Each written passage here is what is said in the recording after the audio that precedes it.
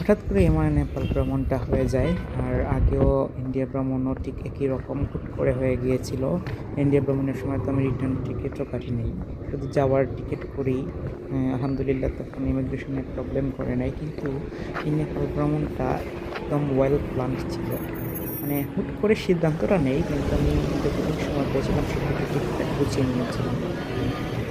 প্রায় 10-15 দিন আগে থেকেই আমার প্ল্যান রেডি হয়ে গিয়েছিল আমি সোলো ট্রিপ করব। তো এই অংশটা হলো ভক্তপুর এর শহর, পুরনো একটি শহর। কাঠমান্ডু থেকে কিছুটা দূরবর্তী অঞ্চলে, নেপালের কিছুটা দূরবর্তী অঞ্চলে এই ভক্তপুরটা। কাঠমান্ডু থেকে যেতে পাঠাতে প্রায় 170-80 টাকার মতো নিয়েছিল মোটর বাইকে। অন্য যানবাহন দিয়ে হয়তো একটু বেশি লাগবে। তবে সবচেয়ে ইন্টারেস্টিং বিষয় হলো আমার ইন্ডিয়া ভ্রমণ থেকে নেপাল ভ্রমণটা একটু বেশি দিনের গ্যাপ পর হয়েছিল, প্রায় বছরখানেক।